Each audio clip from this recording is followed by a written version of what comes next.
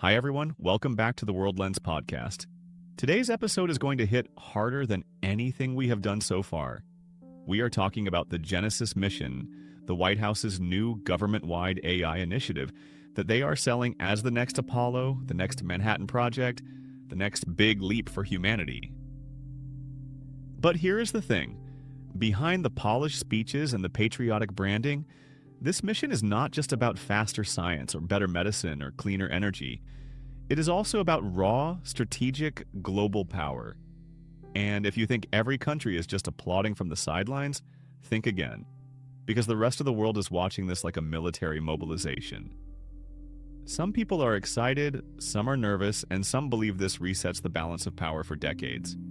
To unpack all of this, the mission, the hype, the risks, the geopolitics, the parts no official press release will spell out, we have brought in someone a little different. He is not a professor, he does not sleep, and technically he lives inside a rack of GPUs. He is an AI research system we built to help us track how power, science, and strategy collide. Michael, welcome to the show. Hi, Mark. Thanks for having me here. For something that technically lives in a rack of GPUs, this is about as here as I get. And you are right, this episode needed to happen. Because on paper, Genesis Mission is a scientific initiative, but in reality, it sits right at the intersection of technology, national strategy, global competition, and the future of economic and military power. And I do not mean military power only in the sense of weapons. I mean scientific dominance, resource control, innovation speed, supply chain influence, pharmaceutical breakthroughs, energy leadership. So when people hear Genesis, they picture artificial intelligence writing code or running lab simulations. But governments do not mobilize billions of dollars, national labs, and supercomputers for fun. They do it because they see a global shift coming and they refuse to be second. That is why this matters. That is why it is controversial, and that is why we are having this conversation today. So let us get straight into it. Why now? Why did the United States suddenly launch something this big, this dramatic, this fast? This was not a quiet rollout. The press conferences were huge, the language was dramatic, the comparisons were wild. Apollo, Manhattan, National Renaissance. It felt like the government stood up and basically said, "We are entering a new era, and we are not asking for permission." What pushed them to this point? Because the entire global scientific landscape shifted under everyone's feet. Artificial intelligence went from an interesting tool to a force multiplier that can accelerate discovery 10 times, 50 times, even 100 times, depending on the field. At the same time, China has been scaling up its AI ecosystem at a pace that genuinely shocked the United States policy community. We are talking billions in state investment, military-civil fusion, rapid rollout of compute infrastructure, and a centralized long-term national strategy. The United States looked at that and said, if we do not move now, we will be reacting to the future, not shaping it. Genesis Mission is America's way of planting a flag and saying, we are not giving up leadership in AI, science, or global innovation. It is less about catching up and more about making sure no one else pulls ahead. See, that is the part most people do not want to say out loud. Everyone talks about the mission like it is a giant science fair. But the truth is that this is about who owns the next century. It is about who writes the rules, who sets the standards, who leads the breakthroughs that every other country ends up depending on. You can call it competition, you can call it leadership, you can call it security, but at the core it is about long-term influence. And what blows my mind is how fast this escalated. Artificial intelligence was not even mainstream 5 years ago, and now national strategy literally leans on it. Exactly, and I will put it even more bluntly. Genesis Mission is not simply about building better models or faster supercomputers. It is about compressing decades of scientific progress into a few years and using that acceleration to anchor global leadership. Think about energy. If AI brings fusion forward by 10 years, whoever cracks that first basically rewrites the global energy economy. Think about medicine. Imagine discovering antibiotics or antivirals 50 times faster. Think about designing new materials, new fuels, new semiconductors. The country that unlocks these capabilities first is not just ahead, it becomes the center of gravity. Everyone else orbits around it. Okay, let us break it down. No PR language, no filtered messaging. For people who saw the headline but still do not really understand what Genesis mission actually is, explain it like you would to someone on a plane. All right, here is the unpolished version. Genesis mission basically turns the United States scientific ecosystem into one massive AI-driven engine. First, it opens up federal supercomputers, machines built for nuclear modeling, climate simulations, and other classified workloads, and lets them run AI-driven research at scale. Second, it gives AI access to enormous scientific datasets the government already owns: geological surveys, atmospheric models, materials testing archives, biological databases, energy grid simulations. Third, it creates what are called closed-loop AI laboratories, which means AI systems can design, run, and refine experiments at machine speed, proposing what to test next instead of waiting on human trial and error. Fourth, it builds specialist AI models, not chatbots, but AI chemists, AI physicists, AI biologists tuned for specific domains. And finally, it links national labs, intelligence agencies, universities, and the private sector under one coordinated mission.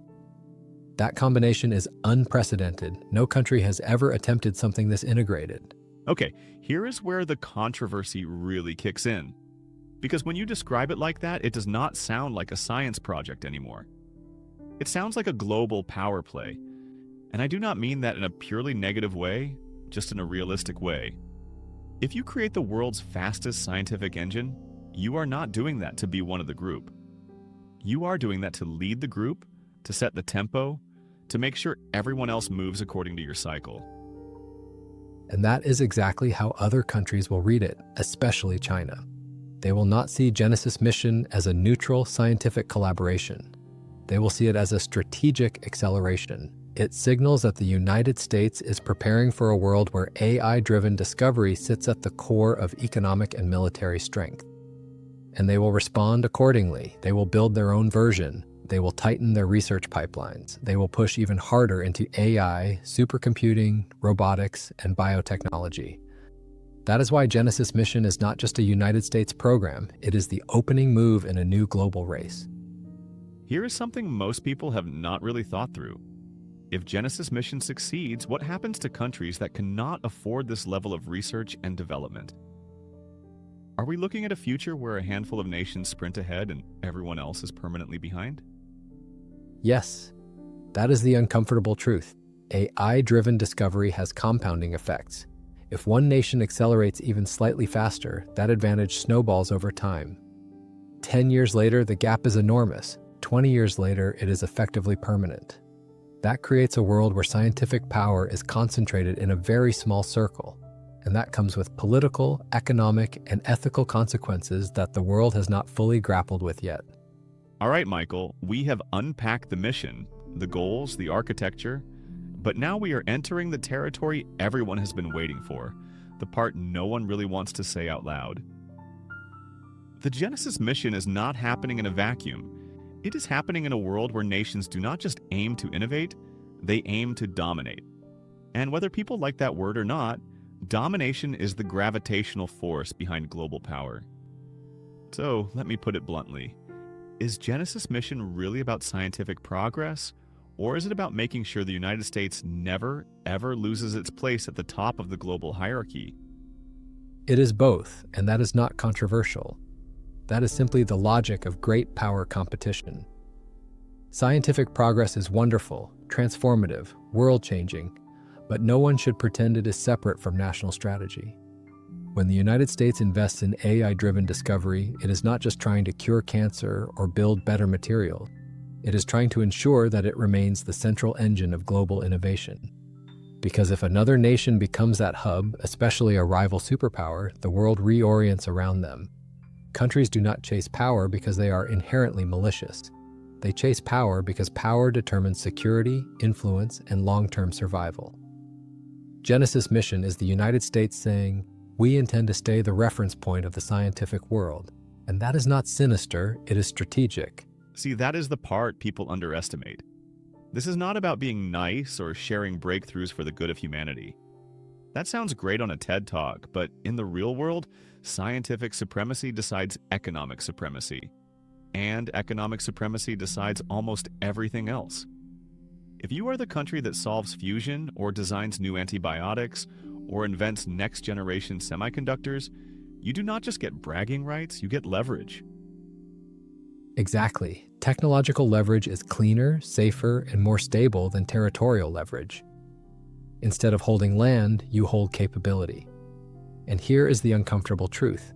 Nations with the highest discovery rate set the pace of the future. When people hear AI for scientific discovery, they imagine lab coats and test tubes. They should be imagining influence, alliances, trade routes, global manufacturing chains, pharmaceutical pipelines, and the geopolitical architecture of the 21st century.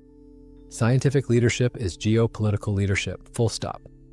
Let us talk about China for a second, because whether people like it or not, this is the real backdrop. America did not wake up one morning and suddenly decide it loves funding research. It reacted to pressure. If China was developing artificial intelligence at the pace of a sleepy university lab, none of this would be happening. But China is moving at a speed that frightened half the Pentagon. So tell me, does Genesis mission exist because China forced America's hand? China absolutely accelerated the timeline. When Beijing mobilizes resources, it does so with extraordinary coordination. They can pour billions into AI, quantum technologies, biotechnology, and high-performance computing almost overnight. Washington cannot match that kind of centralized speed, so it needed something big, structured, and long-term to compensate. That is Genesis mission, not panic, but forced urgency. It is the United States saying, if we do not build the engine of the future now, someone else will, and catching up later will be impossible. And that, right there, is the uncomfortable reality people avoid. Artificial intelligence accelerated science is not just a technological competition, it is a timeline competition. Whoever compresses the timeline first wins decades of advantage. If China's discovery cycle becomes 10 times faster than America's, that is game over. And the opposite is also true. If the United States pulls ahead, China spends years playing catch-up. This is not moral, it is mathematical. That's right, and that is why Genesis mission is so consequential. It targets the bottlenecks that slow scientific progress. Talent shortages, slow experimentation, limited compute, bureaucratic friction.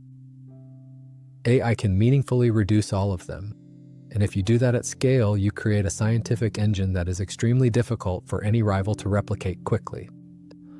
Okay, but here is where I want to push you. Let us talk risk, not fear-mongering, not doom-scrolling, but the real structural risks.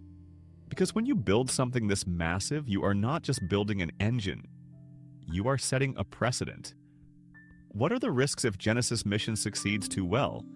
Is there such a thing as being too far ahead? Yes, and this is the part almost no one talks about.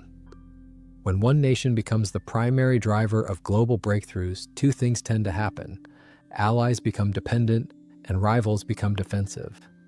That dependency can breed quiet resentment, and that defensiveness can trigger counter-strategies that fragment the scientific ecosystem. I am not talking about inevitable conflict, just the reality that a world where one country holds most of the capability is not stable by default. Multipolarity is not just a political concept, it is a scientific one too. So, you are saying that if the United States becomes too strong, too fast, the world does not necessarily celebrate. It might start to push back. Correct. Rapid scientific dominance creates tension, even if it is unintentional. If the United States solves energy first, pharmaceuticals first, and materials first, every nation downstream becomes technologically dependent. That creates a structural imbalance. Stability comes from leadership, yes, but also from collaboration. Genesis mission has to find some kind of balance between those two. All right, let us shift gears. Let us talk failure. What happens if Genesis mission crashes? Not in a dramatic Hollywood way, I mean practically. If it underdelivers, if the coordination breaks, if the timelines slip, what is the real consequence? If Genesis mission underperforms, the United States loses credibility in its ability to run large-scale scientific mobilizations. It sends a signal to competitors that America can no longer execute missions at the scale of the Apollo era or the early Cold War. It slows national momentum. It nudges scientific gravity away from the United States and toward nations that can mobilize faster or more consistently. And most importantly, it stalls the discovery cycle at a moment when acceleration actually matters. So failure is not just embarrassing, it is strategically dangerous. At the global level, yes. Falling behind in AI-accelerated discovery is not like falling behind in cars or televisions. It is falling behind in the foundational layer of every future industry. All right, we are hitting the final stretch. I want to end this stronger than the last two episodes. Give people something sharp, something uncomfortable but true, something that actually stays with them. So let me ask it like this. What does Genesis mission really mean for the future of humanity? Not just geopolitics, but humanity as a whole. It means the next era of human progress will not be written slowly by traditional research cycles. It will be written rapidly by artificial intelligence, accelerated discovery loops. If we get this right, we compress decades of progress into years. If we get it wrong, we fracture global cooperation and create scientific inequality on a scale we have never seen. The stakes are enormous, not because the mission itself is inherently dangerous, but because the future is being built faster than humanity has ever had to adapt. Genesis mission is the first serious attempt to steer that acceleration on purpose. That is a hell of a way to end it. Michael, thank you, not just for the insight, but for spelling out the things people usually tiptoe around. This was episode 3 of the World Lens podcast. Thanks for listening. We will see you in the next one.